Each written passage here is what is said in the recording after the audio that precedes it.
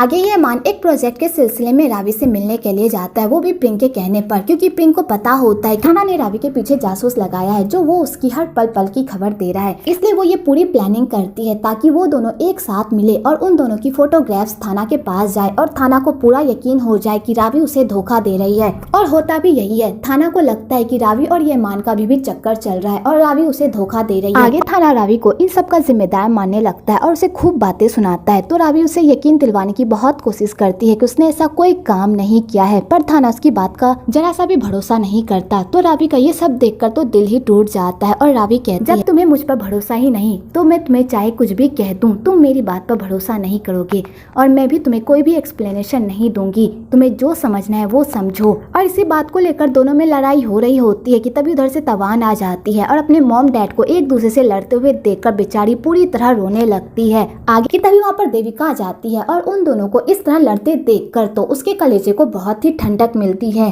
दालिन तवान को चुप कराती है और उसे समझा बुझाकर बाहर खेलने के लिए भेज देती है। और उसके बाद दालिन थाना को कहती है, तुम रावी पर इतना घटिया इल्जाम कैसे लगा सकते हो? क्या तुम्हारे पास कोई सबूत है जो रावी ने ये काम किया है? मुझे नहीं लगता कि रावी ने ये काम किया है, प्लीज रावी को गलत मत समझो। तो थाना दालिन की भी बात नहीं सुनता। इधर देविका भी एक मौका नहीं छोड़ती। वो भी थाना को रावी के खिलाफ भड़काने की कोशिश करती है और उसे अपना प्रॉमिस याद दिलवाने की कोशिश करती है। तो थाना भी देविका के इस पागलपन से पूरी तरह परेशान हो जाता है और तुम दोनों मुझे मत समझाओ कि मुझे क्या करना है और क्या नहीं। और थाना उल्टा उन दोनों पर ही गुस्सा करके वहाँ से चला जाता है। तो देविका दालिन से ये मान के बारे में पूछती है कि आखिरकार ये सब क्या माजरा है। तो दालिन उसे पूरी स्टोरी बता देती है। तो देविका को लगता है कि वो इकलौती नहीं है जिसकी रावी ने लाइफ खराब की है, रावी ने और लोगों की भी लाइफ खराब की है। तो देविका के दिमाग में एक और आइडिया आता है रावी को परेशान करने का। इधर रावी अपनी फूटी किस्मत पर बहुत ही रो रही होती है क्योंकि उसने कभी भी उम्मीद नहीं की होती है कि थाना उस पर इतना घटिया इल्जाम लगाएगा और वो उस पर कभी भी भरोसा नहीं करेगा, क्योंकि थाना ने उससे प्रॉमिस किया था चाहे कुछ भी हो जाए, चाहे कितनी भी मुसीबत क्यों ना आ जाए, वो उसका साथ कभी भी नहीं छोड़ेगा और ना ही वो कभी भी उस पर शक करेगा। लेकिन थाना ने अपने सारे वादे को तोड़ दिया और रावी यही सब सोच कर रो रही होती है कि तभी उधर से देविका आती है और वो रावी को इस तरह रोते हुए देखकर तो उसे बहुत ही खुशी मिलती है।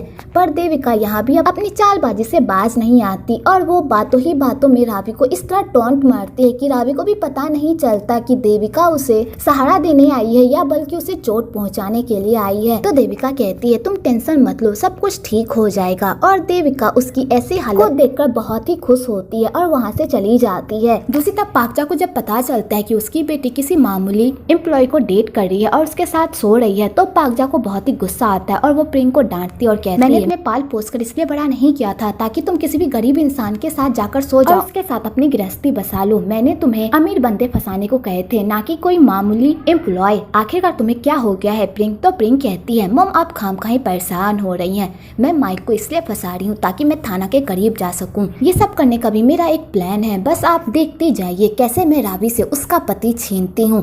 तो पाकजा ये सुनकर खुश हो जाती है और वहाँ से चली जाती है जुआ खेलने के लिए। और वो जब जुआ खेलकर बाहर आती है तो उसकी मुलाकात उसके एक्स हस्बैंड से हो जाती है जो फिलहाल ही जेल से बाहर निकला होता है। तो पाकजा जैसे ही अपने एक्स हस्बैंड को देखती है वो तो पूरी तरह शॉक्ड हो जाती है और वहाँ से भागने लगती है। पर उसका एक्स हस्बैंड उसे जाने ही नहीं देता और कहता है, तुमने 20 साल पहले मेरे साथ बहुत ही गलत किया था जिस वजह से मुझे जेल जाना पड़ा। तुम्हारी वजह से मेरी पूरी लाइफ बर्बाद हो गई। तुम्हें क्या लगता है कि मैं तुम्हें इतनी आसानी से यहाँ से जाने दूंगा? तो पाकजा कहती, मुझे माफ कर दो, मैंने वो सब जानबूझकर नहीं किया था, प्लीज मुझे जाने दो। तो उसका एक्स हस्बैंड कहता है, मैं तुम्हें इतनी आसानी से जाने नहीं, अगर तुमने मेरी कही हुई बात नहीं मानी तो मैं तुम्हारे करेंट हस्बैंड को जाकर तुम्हारी सारी सच्चाई बता दूंगा कि तुमने कैसे उस घर में शादी की थी और तुमने मुझे कैसे धोखा दिया था। अगर तुमने मुझे झूठे केस में नहीं फंसाया होता तो तुम्हारी शादी कभी भी इतने बड़े घर में नहीं होती। क्या मुझे नहीं पता कि तुमने अपने लटको झटको से उस अमीर आदमी को फंसाया था और अमेरिका जाकर शिफ्ट हो गई थी? तो पाकजा ये सब सुनकर डर जाती है और कहती है, आखिरकार तुम मुझसे क्या चाहते हो? तो वो कहता है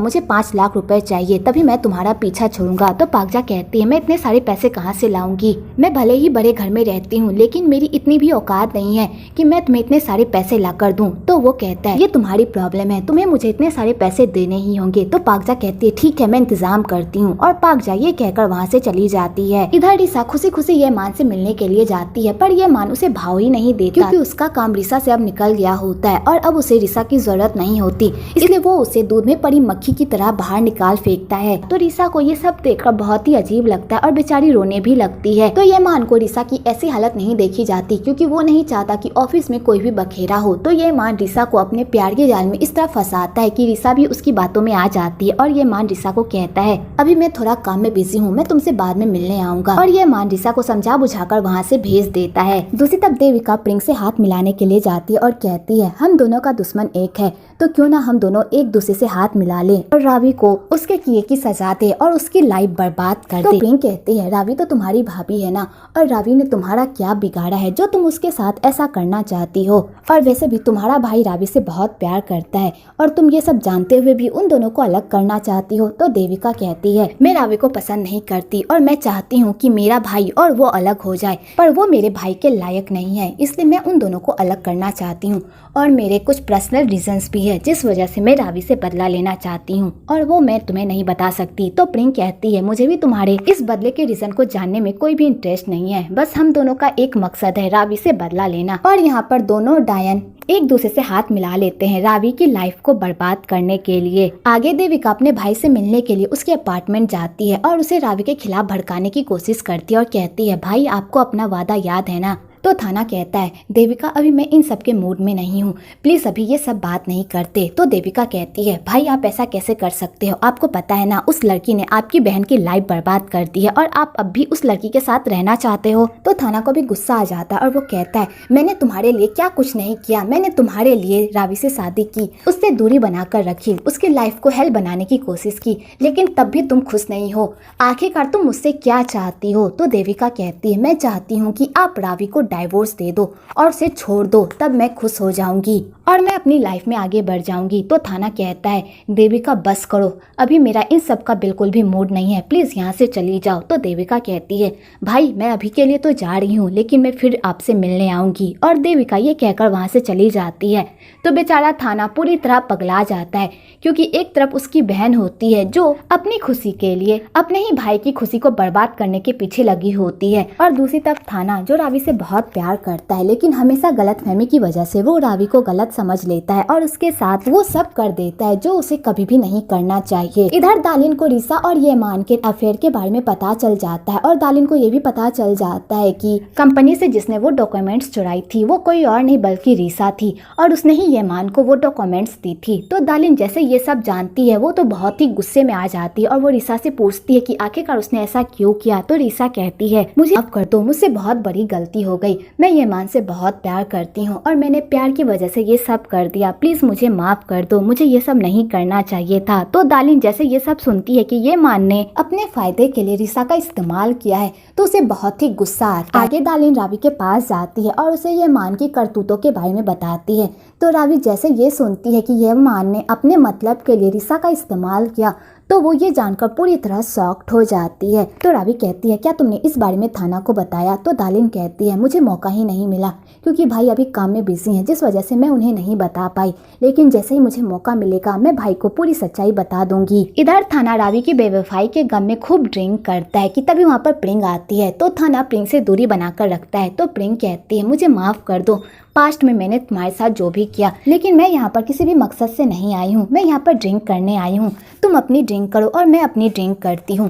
और प्रिंग उससे दूरी बनाकर रख, पर ये सब प्रिंग और देविका का ही प्लान होता है रावी और थाना के रिश्ते को तोड़ने के लिए। इधर रिसा को ये मान की सच्चाई पता चल जाती है और बेचारी का दिल टूट जाता है। दूसरी तरफ रावी थाना का इंतजार कर रही होती है कि तभी उधर से देविका आती है और रावी को समझाती है कि कपल में इस तरह की छोटी मोटी लड़ाइयाँ होती ही रहती है और इस तरह की छोटी मोटी गलतफहमियां होती ही रहती है। इसका मतलब ये नहीं है कि कपल्स एक दूसरे से दूरी बना ले। अगर वो तुमसे बात नहीं कर रहा तो तुम उससे बात करने की कोशिश करो और उसे समझाने की कोशिश करो। अगर तुम दोनों में से किसी ने भी एक दूसरे की तरफ अपना पहला कदम नहीं बढ़ाया तो तुम दोनों के रिश्ते में दूरियां आ सकती है। अगर भाई तुम्हारी तरफ अपना पहला कदम नहीं बढ़ा रहा तो तुम भाई की तरफ बढ़ाओ और थाना और अपने बीच की सारी दूरियों को खत्म करो। ये लो भाई के अपार्टमेंट की चाबी, अगर तुम्हारा मन बदल जाए तो भाई से मिलने के लिए चली जाना। और देविका ये कहकर वहाँ से चली जाती है क्योंकि देविका को पता होता है रावी चाहे थाना से कितना भी गुस्सा हो जाए पर वो थाना से बहुत प्यार भी करती है और वो अपने रिश्ते को बचाने के लिए किसी भी हद तक जा सकती है। और रावी करती भी ऐसा ही है और वो थाना से मिलने के लिए उसके अपार्टमेंट जाती है। तो वहाँ जाकर रावी देखती है कि प्रिंक और थाना एक दूसरे के साथ सोए हुए हैं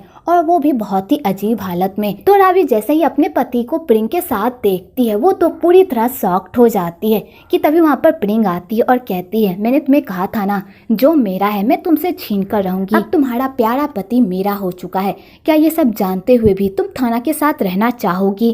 तो रावी जैसे ये सब देखती है बेचारी कुछ बोल ही नहीं पाती और रोते हुए वहाँ से चली जाती है और बाहर जाकर खूब रोती है और वो सोचती है कि भगवान ने उसके साथ दोबारा ऐसा क्यों किया। आखिरकार उसकी इन सब में क्या गलती थी? उसने थाना से बेपनाह प्यार किया था पर थाना ने उसके साथ ऐसा क्यों किया? दूसरी तरफ जब थाना को होश आता है और प्रिंक उस पर ये इल्जाम लगाती है कि कल रात उसने उसके साथ वो सब किया जो एक पति पत्नी एक दूसरे के साथ करते हैं, इसलिए तुमने कल रात जो मेरे साथ किया उसकी तुम्हें जिम्मेदारी लेनी होगी। तो थाना ये बात जानकर पूरी तरह शॉक्ड हो जाता है और वो प्रिंक को कहता है मेरे सामने भोली बनने का नाटक करना बंद करो, मुझे भी पता है कि मैंने कल रात तुम्हारे साथ कुछ भी नहीं किया। तो प्रिंक कहती है तुम्हें कैसे पता कि तुमने कल मेरे साथ कुछ भी नहीं किया? तो थाना कहता है मैं एक मर्द हूँ और मुझे अपनी कैपेसिटी के बारे में पूरा पता है कि मैं नशे की हालत में क्या कर सकता हूँ और क्या नहीं, इसलिए मुझ पर तुम्हारा ये पैतरा काम बिल्कुल भी नहीं करेगा क्योंकि तुम मुझे लोगों की तरह बेवकूफ नहीं बना सकती।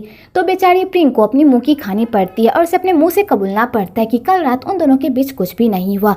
तो प्रिंक थाना को कहती है भले ही कल रात हम दोनों के बीच कुछ भी नहीं हुआ लेकिन उसके बाद जो हम दोनों के बीच हुआ है उसे तुम कभी भी नहीं भूल पाओगे। तो थाना कहता है तुम्हारे कहने का क्या मतलब है? तो प्रिंक कहती है जब तुम सोए हुए थे तभी यहाँ पर रावी आई थी और उसने हम दोनों को उस हालत में देख लिया जिस हालत में उसे नहीं देखना चाहिए और उसे तो यही लग रहा होगा कि हम दोनों के बीच वो सब हो गया जो नहीं होना चाहिए था। भले तुम ये बात यहाँ पर झुटला लो कि हम दोनों के बीच कुछ भी नहीं हुआ लेकिन तुम रावी को कैसे मनाओगे, उसे कैसे यकीन दिलाओगे कि हम दोनों के बीच कुछ भी नहीं हुआ? भले ही मेरा पूरा प्लान काम नहीं किया लेकिन मेरा आधा प्लान तो काम हो गया। तुम्हारे और रावी का रिश्ता मेरी वजह से टूट गया, चाहे तुम अब रावी को कितना भी यकीन दिलाने की कोशिश कर लो, रावी तुम्हारी बातों पर कभी भी यकीन नहीं करेगी। तो थाना ये बात जानकर तो पूरी तरह टूट जाता है। अगली सुबह दालिन अपने भाई को बता देती है कि उसने रावी पर जो भी इल्जाम लगाया था वो सारे इल्जाम झूठे हैं, रावी की इन सब में कोई गलती नहीं है, उसने ऑफिस से कोई भी धोखेधारी नहीं की और न ही उसका ये मान के साथ चक्कर चल रहा है। और भाई उस दिन आपने रावी को जिस लड़के के साथ देखा था वो लड़का ये मान का छोटा भाई है और मान रावी से मेरे ही सिलसिले में मिलने के लिए आया था क्योंकि कुछ दिन पहले मैं मान को डेट कर रही थी लेकिन जैसे ही मुझे ये बात पता चली कि मान ये मान का भाई है तो मैंने उससे ब्रेकअप कर लिया और मान इसी सिलसिले में रावी से मिलने के लिए आया था।